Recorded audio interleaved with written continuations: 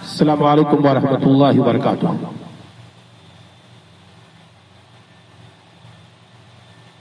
حدیث جو مردود ہوتی ہے، ضعیف ہوتی ہے، سند میں سخت اور راوی کی گرنے کے اعتبار سے اس کی دوسری قسم ہے مدلس۔ اسی کو تدلیس بھی کہتے ہیں۔ مدلس سے اسی مفعول کا صیغہ ہے، تدلیس سے۔ اور تدلیس حقیقت میں کہتے ہیں کوئی چیز آپ کے پاس بیچنے کی ہے، اس میں کوئی عیب ہے، آپ خریدنے والے سے اس کو چھپائے، اسی کو لغت میں تدلیس کہتے ہیں۔ اور یہ مشتق ہے دلس۔ دلس رات کے پچھلے پہر میں جو تاریکی ہوتی ہے اسی کو دلس بولتے ہیں۔ ظلام اللیل،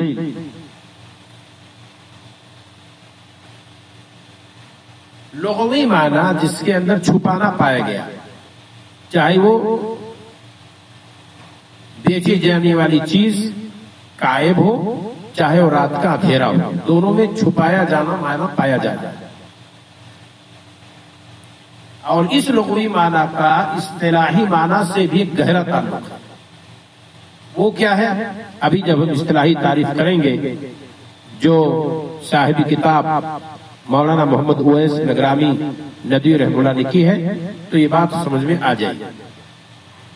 آپ نے تعریف کی ہے مدلس، اور چونکہ تدلیس کی کئی قسمیں ہیں، تدلیس اسناد ہے، تدلیس شیوخ ہے، تدلیس تسویہ ہے، ان سب کا اعتبار اگر کیا جائے تو بحث بہت لمبی ہے، لیکن ہم یہاں ذکر کریں گے جو آپ نے تدلیس کی تعریف کی۔ اور جو تدلیس کی تعریف آپ نے کی ہے وہ دراصل تدلیس الاسناد۔ ذرا دیکھیے، کہتے ہیں مدلس، منقطع کی ایک قسم مدلس ہے۔ اس کی صورت یہ ہے کہ راوی اپنے شیخ کا نام نہ لے بلکہ اس سے اوپر کا نام لے، حالانکہ اس سے حدیث نہیں سنی، مگر الفاظ ایسے استعمال کر رہا ہے کہ اوپر والے راوی سے سننے کا شبہ ہو رہا ہے۔ یہ لفظ جو اپنایا صیغہ تحمل، قالا و ذکرا و حکا یا عن فلاں، اس نے ادھیرا کر دیا مسئلے کو۔ کیفیت کیا ہے اس کی؟ کہ راوی حدیث کو بیان کر رہا ہے اپنے اس شیخ سے جس سے بہت ساری حدیثیں سنی ہیں، لیکن بعینی یہ حدیث جو بیان کر رہا ہے اس حدیث کو دراصل کسی کے واسطے سے سنا ہے، لیکن یہ راوی اب اس واسطے کو بیچ سے ختم کر کے ڈائریکٹ اس استاذ کا نام لے رہا ہے جس استاذ سے اس نے بہت ساری حدیث سن چکا ہے۔ یعنی یہ راوی اپنے اور اپنے استاد کے بیچ میں ایک استاذ کا نام نہیں لے رہا ہے جس استاذ کے واسطے سے اپنے بعد والے استاد سے اس حدیث کو سنا ہے، لیکن وہ بعد والا استاد بعینی اس حدیث کو اس سے اس نے نہیں سنا ہے۔ دوبارہ میں سمجھانے کی کوشش کرتا ہوں۔ مدلس منقطع کی ایک قسم مدلس ہے۔ اس کی صورت یہ ہے کہ راوی اپنے شیخ کا نام نہ لے بلکہ اس سے اوپر کا نام لے، یعنی اپنے شیخ کے شیخ کا نام لے، حالانکہ اس سے حدیث نہیں سنی ہے، لیکن اس حدیث کو نہیں سنا ہے۔ رحم اللہ نے کہا کہ اس سے حدیث کو نہیں سنی ہے، یہاں اس چیز کا اضافہ کر لیجئے، عبارت کو صحیح کر لیجئے، اس سے اس حدیث کو بھی نہیں سنی ہے، لیکن دیگر حدیث کو اس نے سنی ہے، مگر الفاظ ایسے استعمال کر رہا ہے کہ اوپر والے راوی سے سننے کا شبہ ہو رہا ہے.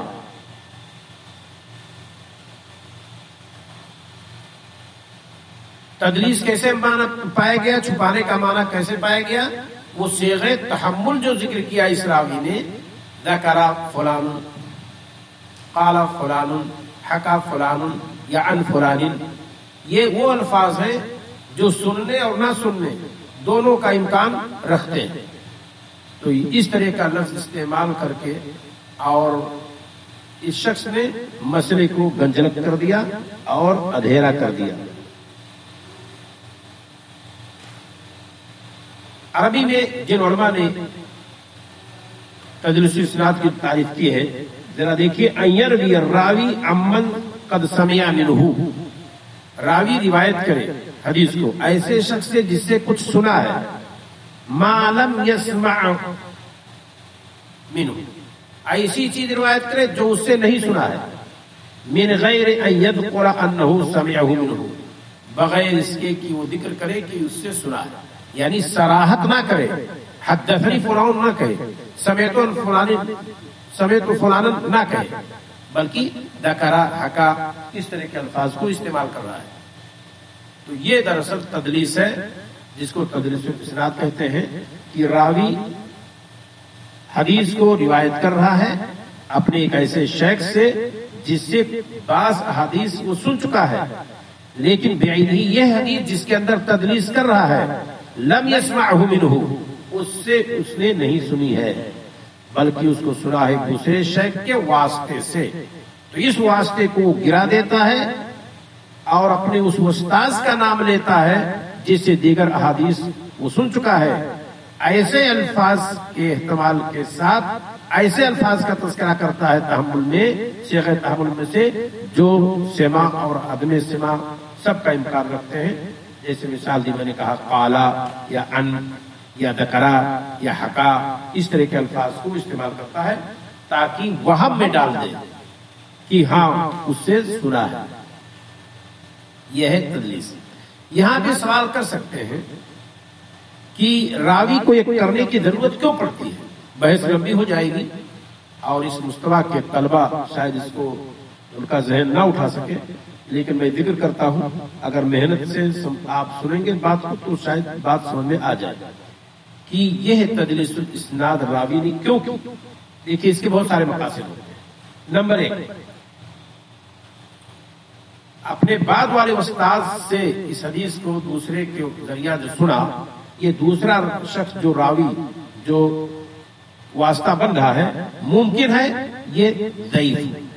اب یہ جو بیان کر رہا ہے تو اس ضعف کو چھپانے کی خاطر ایسا کر رہا ہے. نمبر 2، ممکن ہے یہ واسطے کو جو ذکر نہیں کرنا چاہتا ہے یہ ہے وفات کے اعتبار سے بہت متاخر ہو، تو وہ اپنے لیے اس میں توہین سمجھتا ہے کہ یہ تو بہت چھوٹے عمر والے شخص سے میں نے روایت کر دی ہے، اس وجہ سے بھی اس کا نام وہ نہیں لینا چاہتا ہے.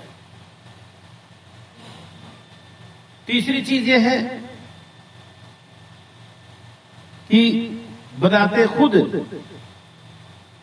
یہ استاذ ایسا ہے کہ جو بہت سارے شیوخ سے حدیث کو لینے میں یہ راوی اس کے ساتھ ہے، مشارک ہے، تو اب سوچتا ہے کہ تو ہمارے اقران میں سے ہے، ہمارے ہمجولیوں میں سے ہے، میں ان سے کیسے روایت کروں؟ یہ مجھے بھی ہو سکتی ہے اس راوی کو چھپانے کی.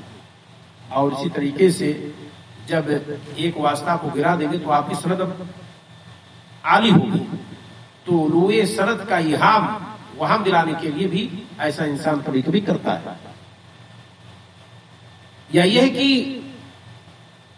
جس شیخ سے بہت زیادہ چیزیں سنا ہے، کبھی کوئی چیز اس سے چھوٹ جائے تو بھی اس کا نام لے لیتا ہے، کیونکہ عام طور پر لوگ اس کو قبول کر لیں گے کہ ہاں فلاں نے تو فلاں سے بہت ساری چیزیں سنی. اللہ رب العالمین ہمیں اور آپ کو تدلیس کے اس مسئلے کو سمجھنے کی توفیق عطا فرمائے. اور یہاں بھی یہ حدیث قابل قبول نہیں ہوگی. کیونکہ جو شخص گرایا جا رہا ہے سند سے، جب وہ شخص گر گیا تو گویا کہ سند کے اندر انقطاع پیدا ہو گیا، اور سند کے اندر جب انقطاع پیدا ہو گئے شخص کے گرنے کی وجہ سے، تو من لم یعرف اسمہ فصفته من باب الاولی، تو جس کا نام ہم معلوم نہیں ہے تو اس کی صفت تو بدرجہ اولا بھی ہم معلوم نہیں کر سکتے، اور صفت راوی کی جب تک عدالت اور ضبط سے متصف نہ ہو اس وقت تک اس کی روایت قابل قبول نہیں ہوگی۔ یہی وجہ ہے کہ ہم مدلس روایت کو قبول نہیں کرتے۔ السلام علیکم ورحمۃ اللہ وبرکاتہ۔